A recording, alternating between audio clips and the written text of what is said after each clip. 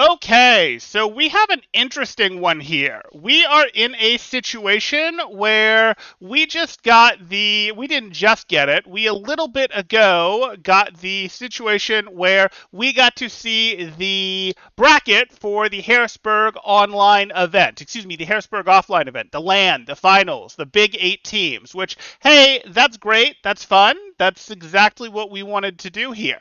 So what we run into is that's cool, but we were told when this bracket first went up on Tournament, no, no, don't worry about it. It's not the final bracket. Changes are going to be made. And a team was moved. Some changes were made. But the big change didn't get made. The initial issue with this bracket is that if you're a discerning individual, if you follow the collegiate Overwatch scene, you probably expect that in Harrisburg's tournament here, ISU is the strongest team, and then pick your order. Maybe Harrisburg is the second strongest, maybe Fisher is the third, maybe Northwood is the fourth. It really doesn't matter behind ISU. Those are the next 3 teams in some order. So, okay, that's fine. How did we end up in a situation where 3 of the 4 best teams are on the same side of the bracket? Harrisburg has a almost free path through to the finals here, to money, effectively, to winning money at their own tournament. And truth be told, I'm not even mad if a team is like, hey, we're organizing the tournament, we're going to have a little bit of homerism. We're going to give ourselves a little bit of a bump to get through, maybe seed themselves a little better than they should, maybe grab the team from this group that they think is the worst of the 3 of them and put them on their side of the bracket, go like, hey, I'll do 1-4, whatever. That would be totally fine with me. Maybe it wouldn't be fine with everyone, but I understand that sort of thing makes the world work. It's hard to run a tournament like this. I can understand that. That's not what happened. This is too significant, too obvious, effectively, and it's not justified by the rules. We can see here the results of the group stages. You guys can check out group stages in the previous video I did, in the description down below here, previous stream on Collegiate, where it was messy. They had their groups that were random groups, and then they realized, wait, we can't do random groups because this was an absolute death group, and Harrisburg was in it with other schools that probably meant they weren't going to get through and they weren't going to qualify. So they unrandomized those groups some. Then they went in, we all did our double round robin, and teams came out, and they came out with their score.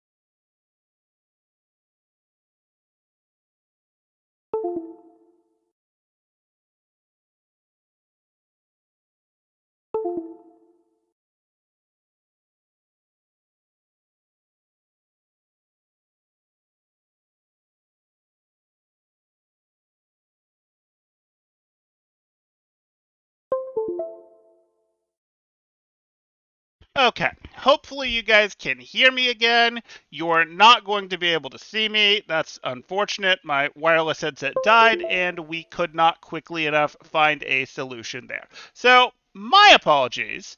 But as we go back here, what we're going to see, let's just get rid of that because it's frozen. What we're going to see is, again, this bracket is just a little beyond redemption in how it is set up here. So it isn't a case of, oh, well, it followed the rules and groups were just wacky. Well, that would be okay. If that was what had happened, hey, there'd be no point for objection. But that's actually not what happened. Surprisingly, Illinois State University, who most of us would put as the 1 seed, did manage to go ahead and drop themselves a map. They dropped a map to Ohio State. So they correctly don't have the 1 seed. The 1 seeds would actually go to Harrisburg, Northwood, Bellevue, and Boise. But even if you do this and you give these out correctly, and then we go and look at, okay, well, where does that lead us to a seating perspective? We can see, wait a second, that's not what happened here. ISU got bumped up to one of the top seeds as if they had a perfect map here. So how did this happen? Well, we can see that they're going to go ahead and tell us how it happened. This is a tournament admin here saying everything was based on the outcome of the groups themselves, points total, win-loss, map points, and then historic team strengths from the original group seeding. So this was clearly a descending order in terms of importance. And if you follow that descending order of importance, no problem. That's going to go ahead and work out, no problem, but you're not going to get this. So clearly, we took this historic team strength from original group seeding and we bumped it up over here, and that's how we moved ISU up from a 5 or 6 seed to a 3 seed. Oh, okay, but why would we not have done the same for Fisher? Well, we did do similar things in other ones, League of Legends and Rocket League, which were also, of course, being done for this tournament. So why did we have that happen? Well, really all that you can look at here is the, okay, it again seems to have been to get this group where Harrisburg, or this playoff where Harrisburg doesn't have to go against their side there. So we see here, was team strength used? That's correct. So team strength was used before win-loss, and then because answering that question is uncomfortable, or maybe for some other reason, the tournament administrator says, I'm not going to go into any detail of any of the exceptions that were made on team strength, as they were determined by Harrisburg themselves. So Harrisburg themselves it's not even going to hide behind admin here. Harrisburg themselves made adjustments to the seeding where they bumped it based on team strength. And again, this is a reseeding. We already had seeding that happened for the groups, and we're like reseeding partway through the tournament after match play has already happened, but we're like only doing it for some teams and not for others here, and in such a way where 3 of the 4 best teams end up on one side of the bracket. So that was just pretty darn silly. And we can see Joe Meister stepping in here, who is, I believe, the director for Harrisburg, saying seeding was based on point system through online qualifier, and seeding was determined by committees that were formed going into online qualifiers. It didn't make sense to only go off the point system because there were groups that had less teams than others, for example. You could have always adjusted for that. That was very easy. That's not like the easiest thing in the world to control for, but that's pretty easy to control for, and that's clearly not what happened here. So Joe Meister asked some of the complaining people to take it to private DMs, chat with him, but nothing has changed since then, and it's clear that this is the final bracket.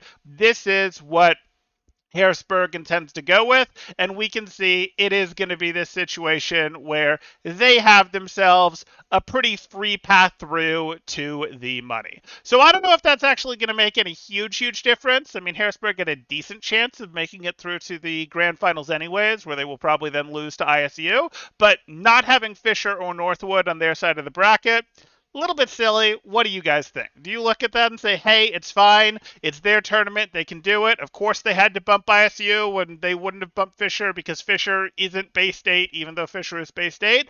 Or do you look at that and say, hey,